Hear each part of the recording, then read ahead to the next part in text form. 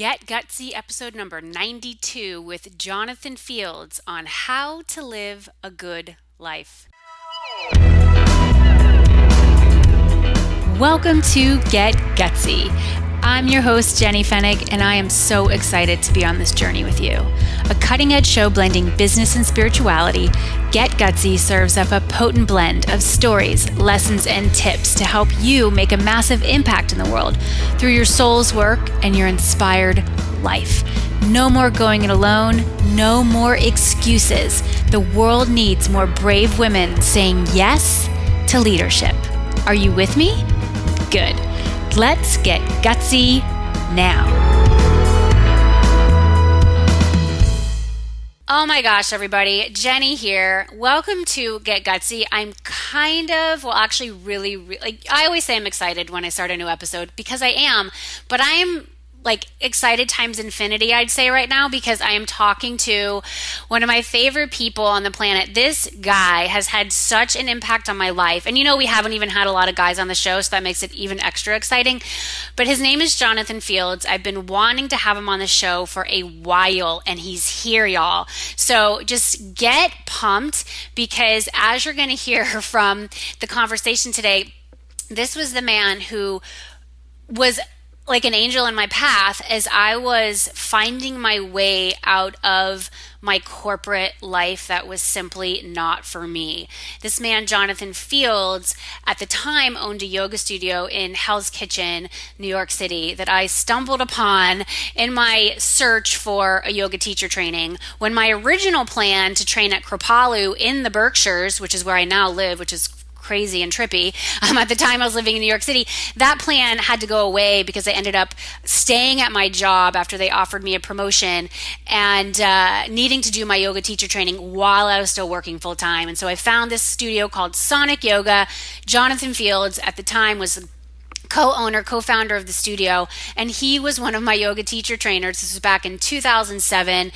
Each of us have now gone on to do all these amazing things with our careers, and it's so awesome to have him on the show. So let me give him his official introduction, and we're going to dive right in because we got a lot of ground to cover.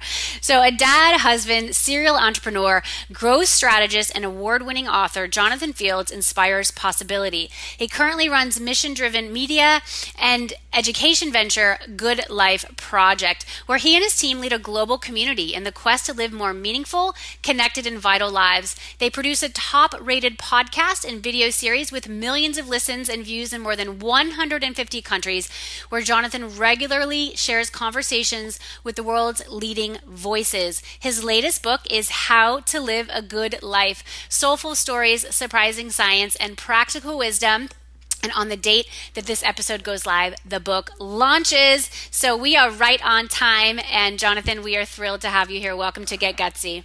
I'm so excited just to kind of get back with you and deepen into this conversation. It was funny as you were sort of just sharing that. I was like, wow, this has been close to a 10-year sort of story with us at this point. You're right. Yeah, you're right. Thank you for reminding me of that. I'm like, oh my gosh, it really has been. And it's to think about what has happened in that 10 years. It's crazy, right? That's for both of us, yeah. It's like a different lifetime ago. It is. A lot can happen in 10 years, obviously. A lot can happen in a few months. And that is something I want the listeners to take in, because so many of them are at these, interesting juncture points in their career paths and their businesses where they might be feeling into, you know what, this isn't working anymore. I'm ready for a change. I'm ready for to step out and move into something new. And so I really want to kind of backtrack into that point in time. I know a lot about you because I know you, but for all of our listeners who might not be as familiar with you, you had a very different life. You were playing the lawyer game when you started your career. So take us back to that point in time when you were doing what you thought was your dream, being a lawyer in New York City. Yeah. So, and this is a pretty past life at this point, which again, it's like such a whirlwind. But I went to law school, which was a bit of an aberration for me, actually, because most folks up until that point in my life knew me as an entrepreneur and somebody who was deeply into other things. But I went to school. I was really fortunate. I worked hard. I did very well, and I had great opportunity coming out. And I ended up working in the field for a number of years. But I always kind of knew in the back of my mind, I said, I'm going to give this a real go and see what happens. And I hit a point actually where I changed jobs. I was working in one of the biggest, most prestigious firms in the world, doing super high level work. And although the work was super high level, I don't know if my actual work product was super high level. Mm-hmm. I was working insane hours, very, very little rest, under just excruciating deadlines and pressure. And I actually ended up in the hospital with what we think happened was that essentially I was sleeping so little and taking such horrible care of myself and under so much stress that my immune system shut down, and a huge infection sort of brewed in the middle of my body, ate a hole through my intestine from the outside in, and sent me into emergency surgery. And for me, that was the first of what has probably been many wake up calls over the window since then. And I kind of knew, sitting in the hospital and then shortly after at home recovering, that this thing was not going to be my life. This career that I was in, it wasn't allowing me to do the things that I would tell people I really cared about. And the flip side was that that carrot that was being dangled years out in front of me, which was, if you do this for long enough, maybe you'll become a partner. And right. It wasn't all that interesting to me. Right. So when you combine the fact that, my current life was killing me and the promise of doing this long enough, I had no interest in, it was really time for a change. And that's when I really started to take stock and think about, what I was here to do and the things that lit me up. And I just started to make a list of things and literally started saving money, because it became really clear that list was going to take me back into entrepreneurship and also health and fitness and wellness. And it was pretty clear I was going to take a huge hit in my living. Mm-hmm. And I wanted to know that I would kind of be covered for enough time to figure out this next step. And that's exactly what I did, Mm-hmm. So I worked for a while, saved a chunk of money, and then went from making, a healthy 6-figure living to making $12 an hour. But I was good with that, because I was being paid something to learn a complete new industry, and that was the thing that opened so many new doors to me. Mm-hmm.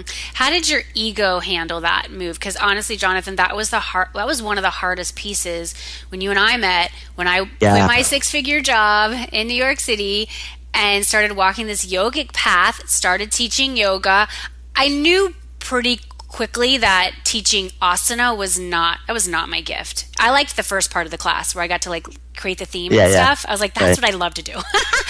I hadn't yet found my way into coaching, but my ego went through this major hit at the beginning of I'm making however much I'm making per class, which wasn't a lot. And I had to rectify that. How did you rectify that? Yeah, I was, if I really think about it, that was probably a bigger struggle for me, because I had kind of prepared myself financially because I knew what was coming, and I was okay for a window of time. But yeah, what probably took a little bit more time to get okay with was the fact that, I had this job that was, the quote power job, the job that everybody wanted, and I walked away from it. And along with that job was a certain amount of status, a certain amount of, power and prestige. And I never really held myself up as a person where that mattered. But I think when I left it behind, I realized, maybe I liked that a little bit more than I thought I did, and leaving it behind. When I remember when I sent around my departure memo in the firm, sort of the hushed voices among people at my level, mid-level associates was, oh, what a shame he couldn't hack it. Right. And then to know that I was going, my first job out of that was actually making $12 an hour as a personal trainer, working for somebody else so that I could learn an industry that I knew I wanted to make change in. Mm-hmm. And I remember I would train a lot of clients outside in Central Park.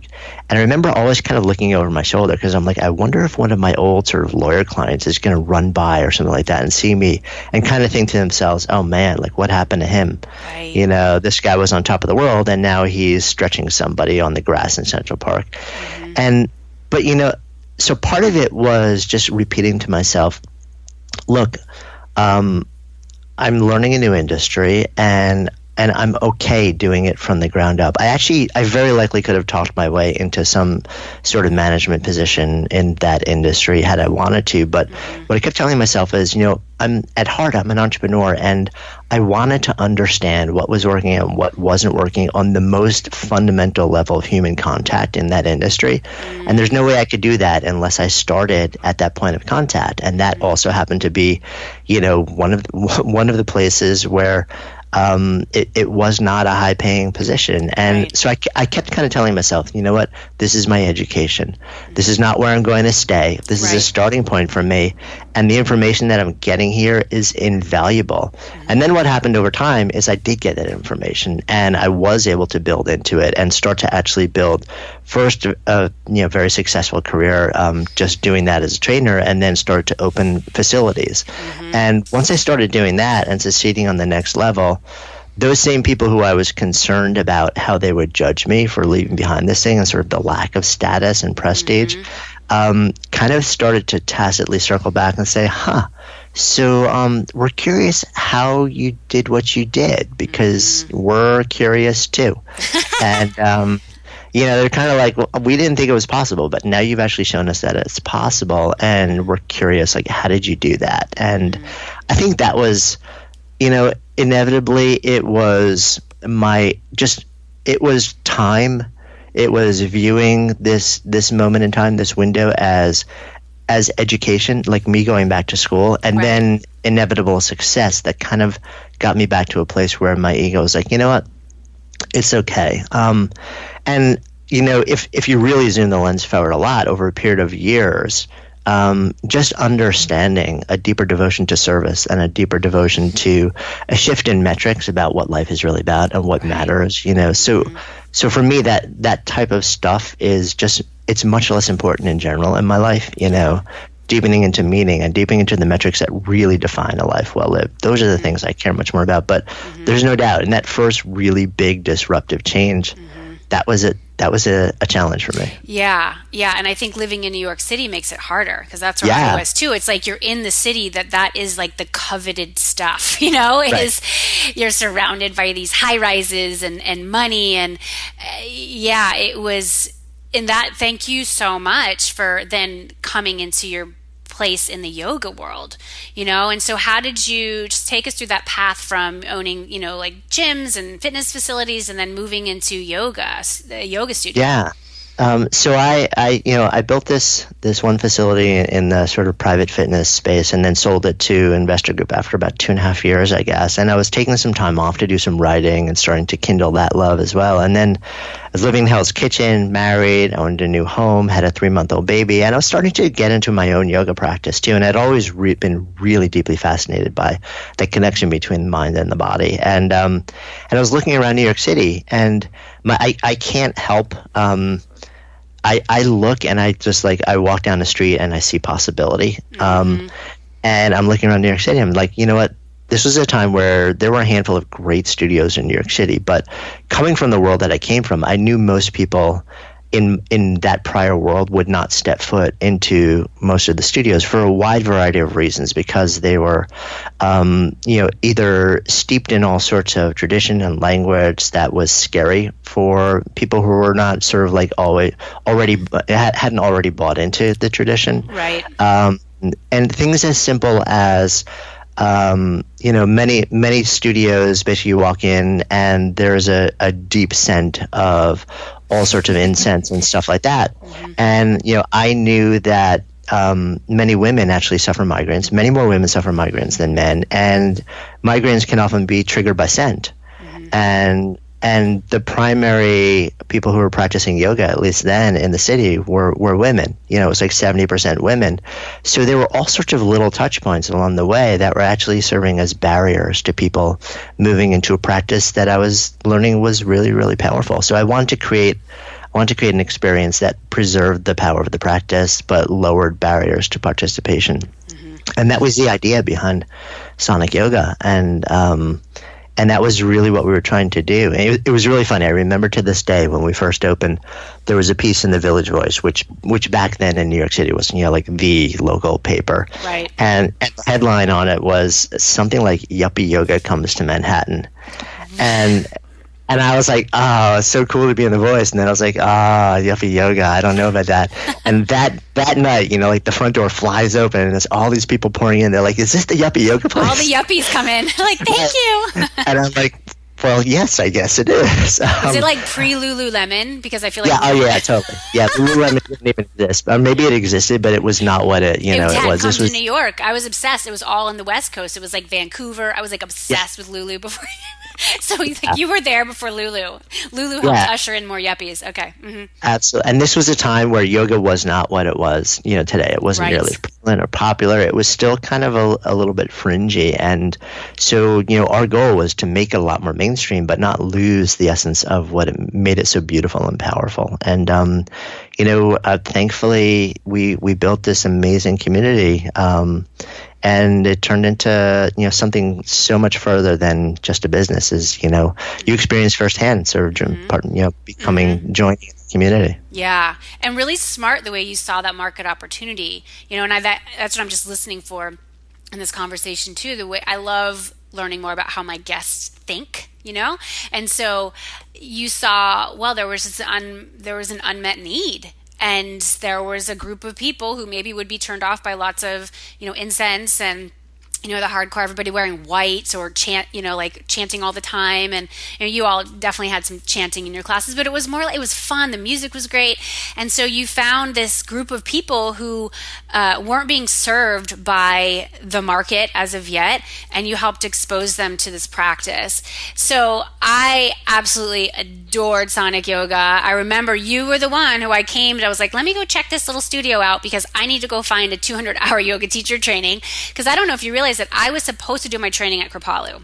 I didn't know that, actually. Yeah, so I was going to I was like, okay, I got it all planned out. I'm quitting my job. Steve and I are going to go to Asia for a month, and then I'm going to just start a month-long training at Kripalu, and I'll live at my in-laws' place in the Berkshires, because you and I have the Berkshires connection. I'm like, it's great, done.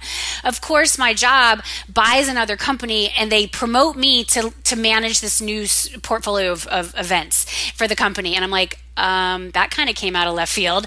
And so I was not going to not do the Asia trip because that was a non-negotiable for me. I knew kids were on the horizon. It was time for me to just see the world and just embrace more of this life that I'm blessed to live. And so I basically said, listen, I'm going away. I wasn't quite sure where my career was going. I was honest. So if I can, take on this new position when I come back from my month-long trip to Asia, cool, I'm in. And they were kind of shocked, but then said, all right, go and come back. And that meant I couldn't do my training at Kripalu, which meant that's how you and I met. And I really do believe that it was all divinely led because I went through, I meet you, I go to do your class, number one, and then I stuck around because you talked to people who were considering the teacher training, which was smart, great way to, fill the program. And I said, that's it. I really like him. I like the studio. I like the energy. And so I signed up, fit into my schedule really well. And then, towards the end of the training, it became very clear to me, Jonathan, I couldn't kind of walk the path of yoga, which for me is the path to the truth. It's just living with authenticity and integrity in the world, and then continue to show up to this job that was so not me. It was like every day I would go in there, and after I'd go to these weekend trainings with y'all, that was even harder. I'm like, oh my God, I can't do this. I'm like an alien. I'm an alien. And so it was literally like the Friday before we were going into a weekend training, and I think you were my trainer that weekend. You were my teacher. I quit my job that Friday before I'm about to land in our little spot in, wherever it was, the theater district all weekend. And I quit. I was not planning to quit that day, but I just remember there was that voice inside me that said, Jenny, if you don't take action, if you don't listen to this truth, this inner voice that is becoming more and more active for you as I'm exploring yoga and going deeper into the practice, you can't look at yourself in the mirror. I quit. I come hang out with all the yogis that weekend. And you were starting to explore your first book, the material in your first book. Career Renegade, How to Make a Great Living Doing What You Love. And so at this point, like as the training ends, I am unemployed. I am unemployed. And I'm trying to figure out, okay, now what do I do? Because, you get different job offers. If you're good, you're going to get stuff that's thrown your way. And so you have to field opportunities that aren't a right fit to really pursue your path, which is not easy. And so you were going to be doing this workshop. And I don't know if you remember that workshop, but I do. Okay. And you had a person there. I'm blanking on her name, but she was also an angel in my path because I wasn't quite sure what I was going to be doing. I was applying for jobs. I was, taking on some yoga teaching gigs. I kind of landed a freelance client, but nothing was like gelling yet. I was like, I'm not sure. Do I do a 500-hour teacher training? Like I wanted to learn more. Like you, I'm like, I need to learn more. I need to learn. And you had a woman at your workshop who was a yoga teacher and a creativity coach. And when she said the word coach, something was piqued. It's like something came alive on the inside. And I said, tell me more about that. And she told me, and I said, that's the thing I've been doing my whole life. I didn't know that was just a thing. I've been doing that like in the midst of all my jobs, and I liked that thing the most. Wow. And so from there, I pursued the coaching path, got certified. And so I wanted to have you on my show because you're amazing and I know you have your book coming out.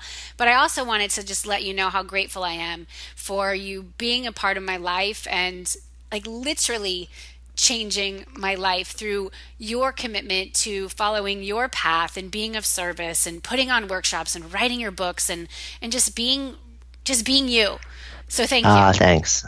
Well, thank you. I appreciate that. Now, you can't see me, but I'm blushing. Well, it was but so it's just, it's amazing to be in a room with people where you you see the lights go on and you can feel that when you're facilitating, whether it was back in the day with yoga teacher training, whether it was, literally leading 50 people in a yoga class, or whether it's, me being, having the blessing of being on a stage in front of people these days. Mm-hmm. It's just, it's really cool when you can, in some way create something that makes a difference. So to hear back that it made a difference is, I've seen it in your life because I sort of, followed your journey over the years as well. But so thank you. Yeah. So you were, heading up that studio along with Lauren Hanna for several years, and then you eventually got to the point where you said, what, it's time to move on. How do you get to those points? Like at that point in particular, how do you know that it's time to go? Yeah. So for that, there were a couple of things. One was in the background for a number of years. I'd been looking. I had been sort of exploring other things, and I'd also been really exploring writing and getting curious about the digital world, the online space, and media, and that just became a deeper interest for me. The yoga studio was doing great, we had great managers, great teachers, and I kept pulling back more and more and more, and I was becoming more disconnected. And, I knew a couple of things as an entrepreneur. One is that when you have somebody who's the head of a business and they're increasingly disconnected, that's a problem. And two is that particular type of business is what I call a business of belonging, meaning it's based in community. And when you have a business of belonging and there's nobody who's sort of, shepherding that business, who's deeply, deeply invested in the community, it's both not fair to the business and it's not fair to the community. And that's what I started to see happening. I started to realize that I was increasingly checked out, and it wasn't okay. Mm-hmm. And so between, it's kind of not nearly, I didn't have the physical pain of leaving the law, but there was this similar thing of less invested in the thing that I was doing, less invested in where it was leading, and a deepening, like reconnecting with other things outside of that were really calling me to be explored. And I reached a moment where I said, it's time, I need to move on. And I was, very fortunate that the business from a company side of things was very successful and was able to turn around and sell it. Mm-hmm. And And I remember teaching my last class, and I don't think anybody actually knew that it was my last class. And I brought everybody out of Shavasana, final relaxation, and told them that that was the last time I would be teaching them. And it was really emotional for me. But at the same time, shortly after, a few weeks later, when all the documents were signed and the company was no longer mine, and I handed over the keys, I handed over the keys and I walked out because I was done. And I was good. And also because I never defined myself by that endeavor, and I think that's been a fairly common theme for me too, is that I go deep into things that fascinate me, and they're where I get to create and serve. And at the same time, I know that, my path is, I kind of deliberately hold myself open to what the future may bring into me, and don't generally define myself, just as a person, as a human being, by the way I'm investing my energies, or by the thing that I'm creating at any given moment in time. And that gives me the freedom to stay open to possibility, to what the future, to things that may drop into my lap that I never could have planned or could have seen coming. That's very wise, that you don't define yourself by your creations, and you simply stay open to what is, what's coming. Yeah. And that wasn't by intention, by the way. It wasn't like I didn't make that choice. I just kind of, what I've noticed over the years as I've moved through a number of different seasons and built and sold a number of different things, is that just kind of seems to be my wiring. Yeah. So what is your real fascination point? Is it the conception and the building, and then once it's there, then you're like, okay, I'm ready to go conceive and build something else? Yeah, I think that's definitely part of it. I love the process. I love the blank canvas. Okay. I think there are sort of two primary creative orientations. One is insight and ideation. It's the person where you give them a blank white page and they're just like, this is the most fun thing I could possibly do, is create something from nothing. And then there's the person who sort of builds upon that and takes the fundamental idea and fills in a lot of details and builds systems and structure. And I consider that equally creative, just in a different way. Right. But if you give the white page person something which is already defined and tell them to build system and process around it, they kind of curl up in a ball and say, no, please. And the same thing, if you give the systems and process person a blank white page and say, create something from nothing, they have that same sort of fetal response. So I think it's, I'm the blank white page person over the years, because as a bootstrap entrepreneur, you have to do both sides. Yes. I've trained myself to be good at the other side of the spectrum, but it's not the one that I'm sort of organically most drawn to.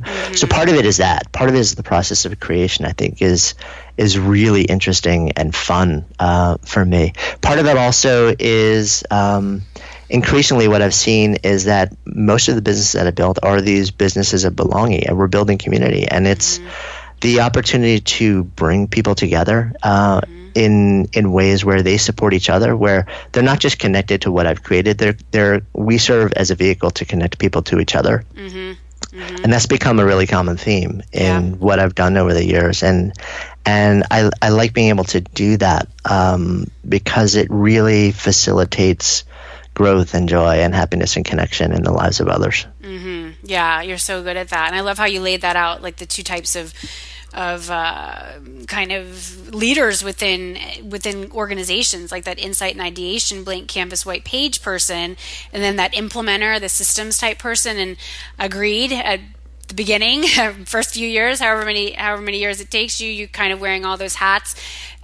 So now in your business, Jonathan, you very much wear the blank canvas white page hat, and you have someone else or different team members who help with the systems and implementation?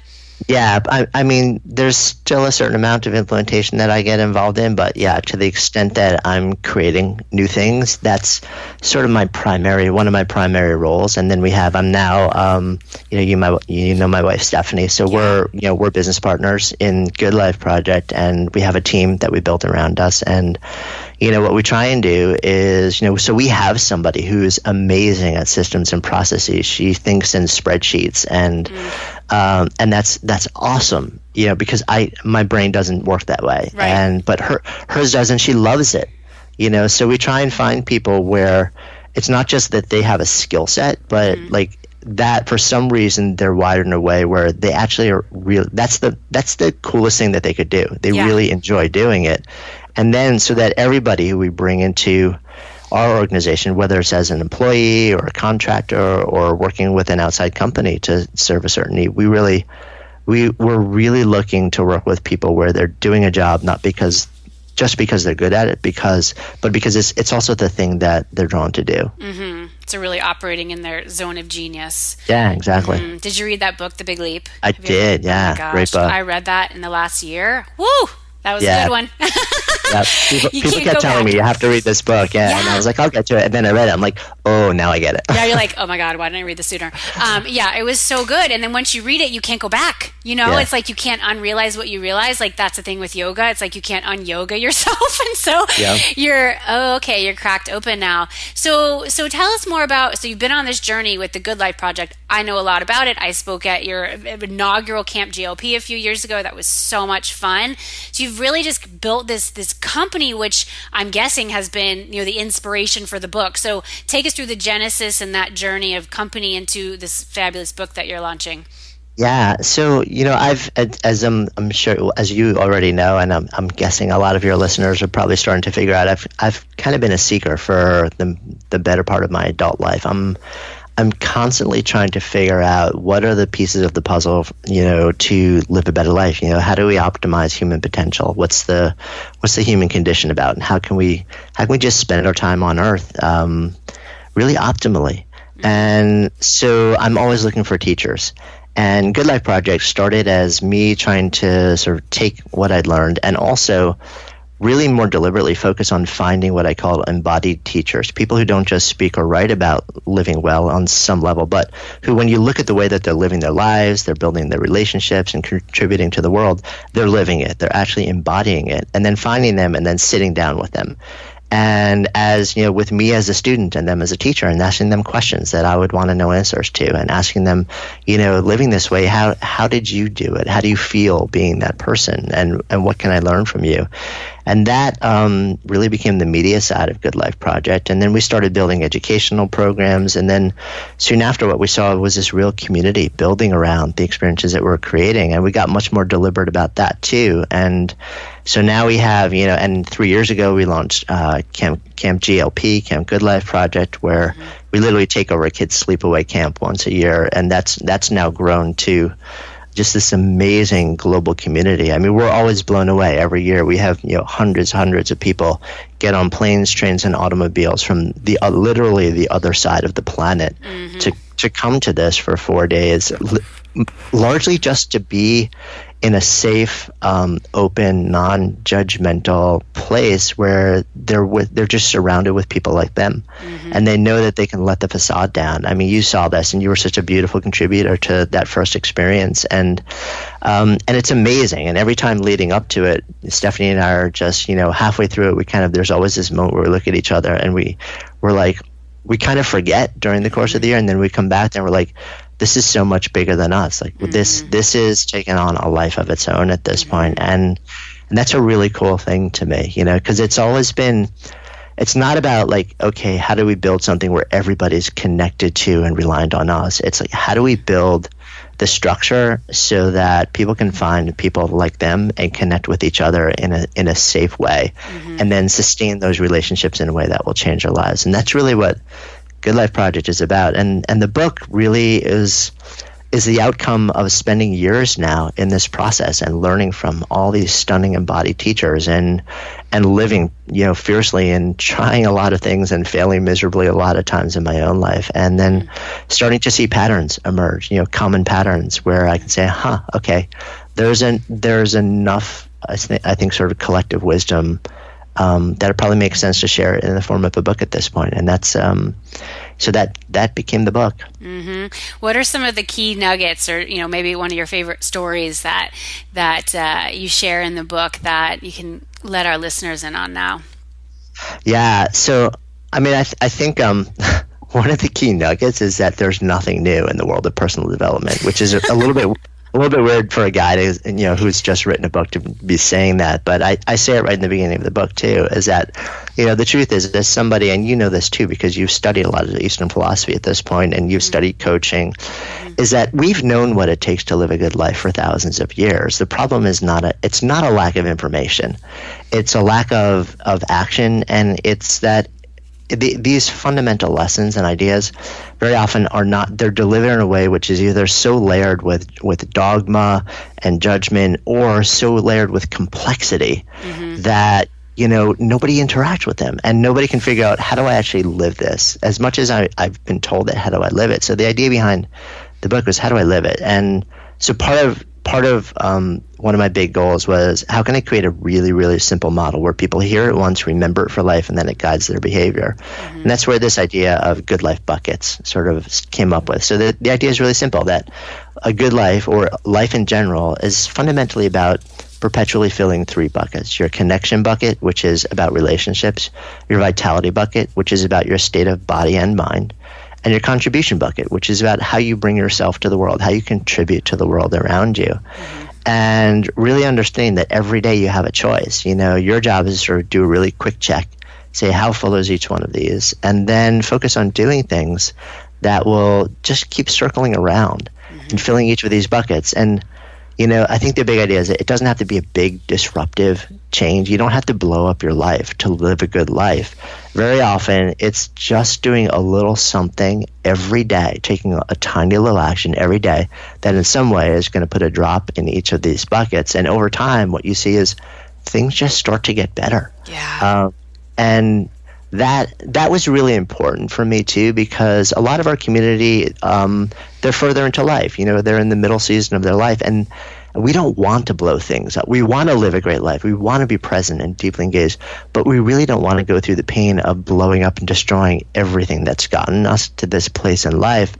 So we want to know what can we do every day, a little bit every day, that will over time make a really big difference. And this model, we've now tested it in all sorts of programs that we've done and over time.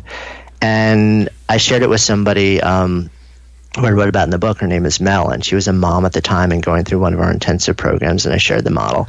And a couple months later, she came back to me and she said, we were trying to figure out, she said she sat down with her husband and they were really trying to figure out whether it was time to have a third child.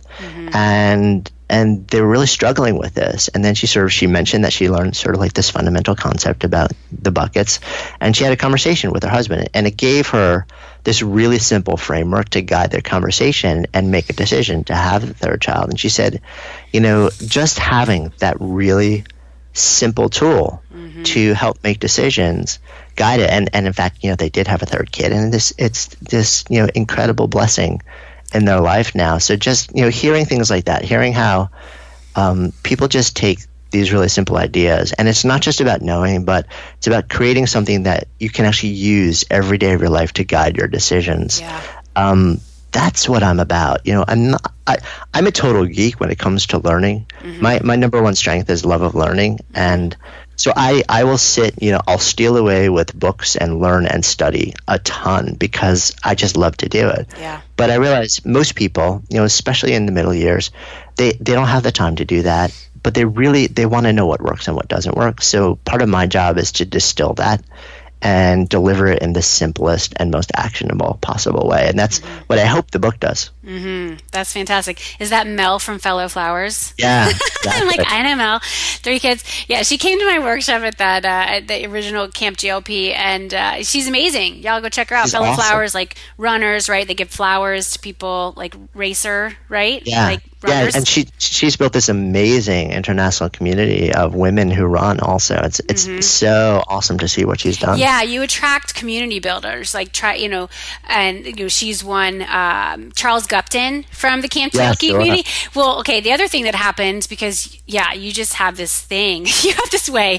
And so when that first Camp GLP, you had John Lee Dumas speaking about, of EO Fire fame, and he was speaking at the Power of Podcasting, and I hadn't yet considered that for my business.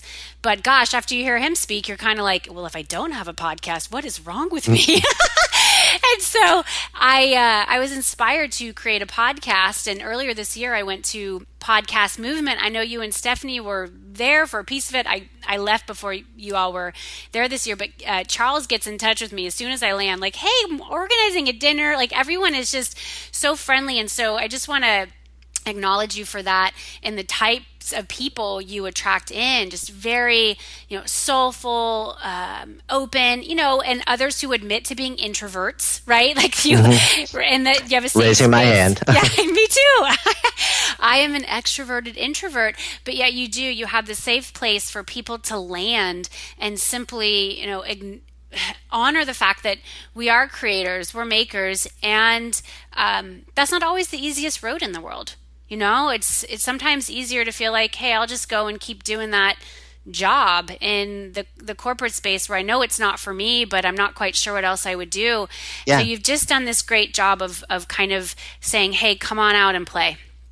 Thank you. And I actually want to speak to like that last point that you made too, which is that and I think you're on the same page with this. I am not anti-company or anti-job in any way at all. It just I've said to people, and I've been at various points in my career, I've been pursued to join other organizations and help on an executive team or help launch, and I'm actually completely open to that. To me, there's no such thing as like corporations are bad. Right. It's just each organization has its own mission, its own culture, and if you can work in an organization and feel like you're able to fill your contribution bucket, to really be completely lit up and operating from your strengths and deep into your beliefs and all these other things, that's fantastic. That's awesome.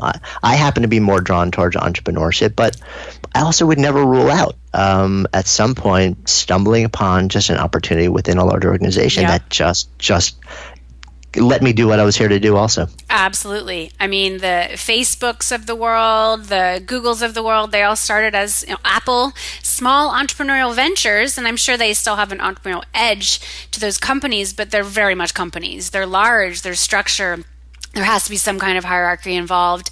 Yep. And me too. I'm very grateful for my corporate background. Many of my clients, I'm straight up, I'm like, listen, keep your job. Keep that. You have a good thing going.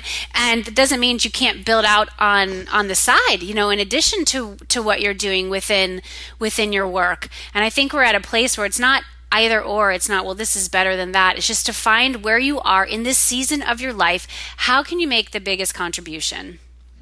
Yeah, and I mean, it's interesting. This is something that I wrote about in the book. There's actually there's some researchers that came up with it. They coined the phrase job crafting, and what they found was that very often somebody who wants to leave a job, if they say, okay, I'm going to actually just completely shift the way I do this job, and actually do the job slightly differently, and very often even go beyond what's in the job description, do more, but do more by adding things that actually light them up, even if it's not in the job description.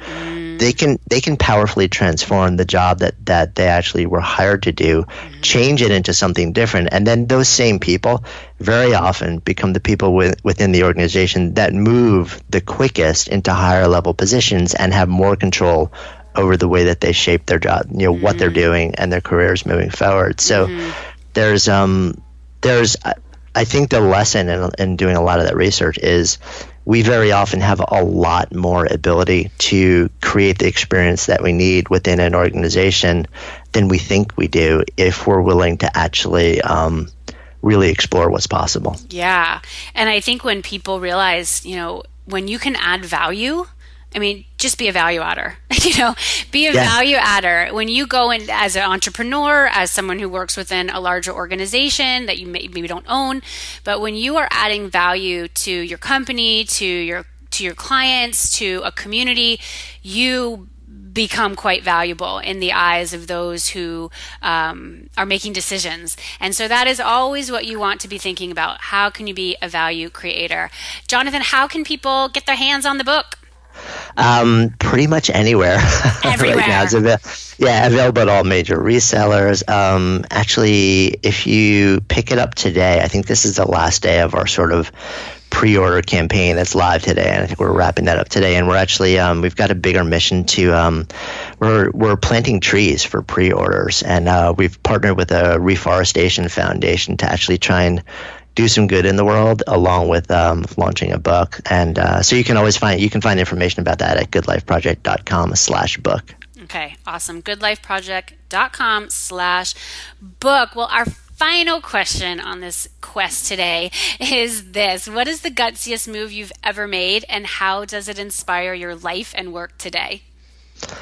For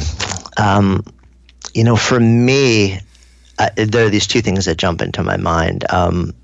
I'm hesitant to qualify either as ever made because I just don't know. But one was actually when contemplating opening the yoga studio back in 2001. I actually signed the lease for that space for a floor in a building, a 6-year lease for a floor in a building. Married with a 3-month-old baby, and I signed that lease the day before 9/11.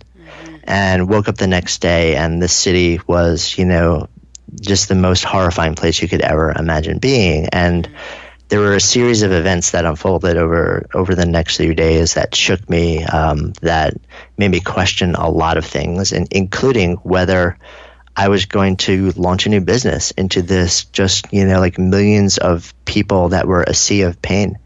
And in the end, the decision was, yes, it's extremely risky.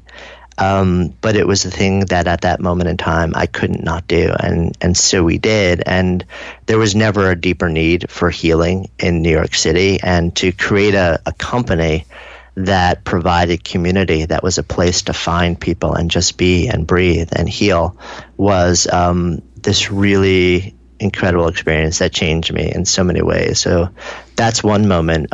Interestingly, the other thing that popped into my head is actually this book, because I've kind of been known as an author who writes and thinks a lot about business and entrepreneurship and things like that. And this book actually is pretty major statement. It's sort of a line in the sand that says, actually, the deeper driver for me is human potential. I'm deeply fascinated by the human being. And so the book really doesn't focus on business. It's really just about life. And that's a departure for me. And it makes me a little bit nervous. I'm grateful because it seems like it's being received really beautifully. And a lot of people have been saying to me, well, duh, we've all known this is who you are for years. It's nice to see that you're finally standing in it. So,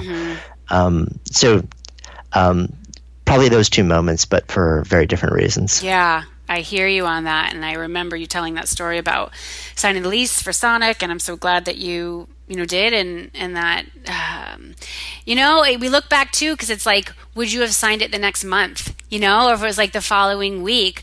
There's no way. I mean, the following day, there's not a chance that I would have signed that. I'm out. But it's like, I've had things happen in my life too. It's like, why did that? And you realize later, well, it had to happen that way. It had to happen that way. So thank you, universe. Thank you, spirit, for just doing it like that, because I would have chickened out, or I would have just changed course, and this absolutely needed to be my course.